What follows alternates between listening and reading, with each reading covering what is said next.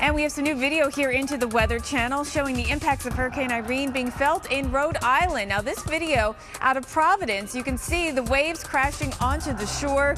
I saw reports about an hour ago that they did close the hurricane barrier in Providence, and also that in Narragansett, those waves were crashing over the seawall. And wow, does that look like an angry sea right there. Let's talk more about flooding concerns. I want to especially talk about river flooding because rainfall has been such a big part of the story of Irene. What you're looking at right here is where we have the radar. That's the brighter, the yellows and the greens is where we have the heaviest of rainfall. But we've put the river flood gauges right over top of it. And the ones in purple are the ones that are in major flooding right now. Got a couple of concerns out there for you. In particular, the Schuylkill River in Philadelphia, that's projected to get up over 15 feet. That would be an historic crest for you. And in fact, that would be one that you haven't seen in 140 years in Philadelphia. Another spot on the Schuylkill is in Norristown. That projected to be the third highest crest, or actually now up to about the second highest crest on record.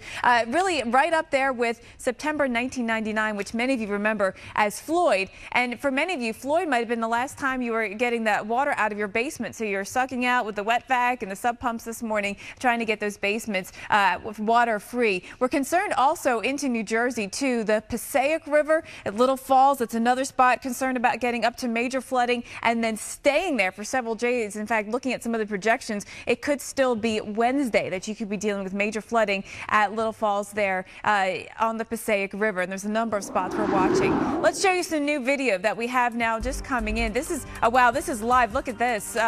We saw those power lines down. Looked like it caused a fire. Lisa, you have to tell me where is this coming from? All right, we're still getting information in as quick as we can and actually bring it to you right as we get it. So more information on what's going on here. But you know, the winds have been tropical storm force. Bridgeport, Islip, both have been sustained at about 40 miles per hour with gusts over 60. So that's tropical storm force conditions. And we've been seeing that spread here throughout the Northeast. The camera's shaking as we look out over Times Square, and you've got a live look right now. Looks like we do see some raindrops out there. The rainfall is not the heaviest right now here into Manhattan, but we do expect still some bouts of heavier rain, and we're projecting the core of Irene, the center of Irene, to come through at 9:30 in New York City. Mike. Oh, you know, dumping a lot of rain, obviously, but it comes really at a bad time. The timing certainly has been poor in a lot of instances, and for many of you, when you have travel concerns, it's a big issue for us. So there's a look. This all coincides for many of you with high tide, which is going to peak then the amount of surge that you get. Then you combine it with the rain, and you got all kinds of flooding concerns. So it's not a good scenario for you when talking landfall, you're talking highest tide, and you're talking heavy rain. So let's talk about all of those with Stephanie this morning. Stephanie Abrams is in Long Beach, New York. Stephanie, where you are, it looks like about right now is when your high tide is occurring. Does it look like the water's as high as it's been since you've been there? You know what, Mike, I'm going to hop. I can't even see the camera because it's a little ways away from me. Hopefully I'm not going out of frame here, but I'm going to hop over to the side of the boardwalk. It's live TV's hurricane coverage. You know, you got to do what you got to do. Yes, Mike, absolutely. It is the highest it's been. I would say it's halfway up this boardwalk right now. And there was this dune that was right along this area. It is gone. Legitimately gone.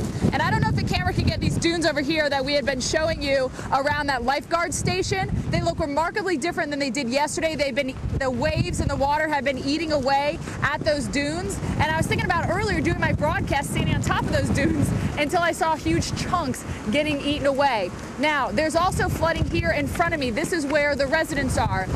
And the street is flooded, not tremendously, but there's water over it. And remember, 6 inches of quickly moving water can knock you off your feet, and 2 feet of swiftly moving water can move a car. So keep that in mind, not only in New York, but all of these areas.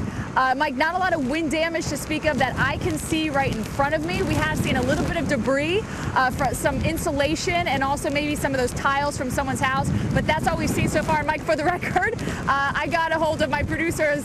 I love them. Got a hold of 2 sweatshirts that I now have underneath my jacket, so I'm much cozier now and happier. Well, you have a bigger smile on your face. When you're warm, you're happy, right? I was freezing. Stephanie, yes. Thank you for that. We're going to keep checking back in with Steph this morning. For a lot of you, though, there'll be another factor that we're going to throw into the mix mix here, and that is severe weather and tornadoes. And we do have a tornado risk. We have a tornado watch, in fact, until 11 o'clock this morning. This area that's highlighted in red could see tornadoes. It's going to be in those outer bands that are out away from the system itself, at least the center of circulation. Let's bring you our Torcon, and for some of you, the numbers are up. Well, usually we bring you the exclusive Torcon in our severe weather segments that we have in the springtime. But take a look at the numbers that we're going to see today. And again, in New England, we're talking places like Long Island, about a 3 out of 10, so about a 30% chance of seeing tornadoes today. Northeast New England, about a 2 out of 10. The farther the system goes north, the weaker it gets, but there still is a risk there. But a lot of you want to get traveling, and Jen is here with your travel forecast. Jen, got to get things running for tomorrow morning. I know. Good luck, really, to so many of you.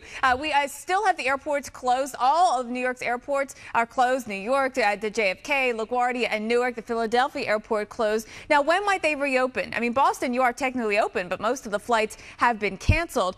Philadelphia, they're thinking until at least 4, but really it depends on if there was any damage. They'll have to assess that once conditions improve. And then, of course, flights have to get back in. And, you know, with so many flights canceled, the planes may not be in the right spot. So we are going to be dealing with impacts when it comes to travel coming into well into tomorrow. We'll have to see when things get back on track. Here's a look at our flight tracker right now, and look at this. I mean, when do you see no airports or no planes flying into the airports here in the Northeast all the way up to Portland? We are going to continue to watch weather conditions be very difficult for travel on the roads too, right through today. Mike. Well, we're going to continue with our live coverage of Hurricane Irene, anticipating a third landfall in roughly 2 hours near New York City. You're taking a live look right now at Coney Island. Reporters on the scene. You can see fire engines in the background. We'll be back with more after this.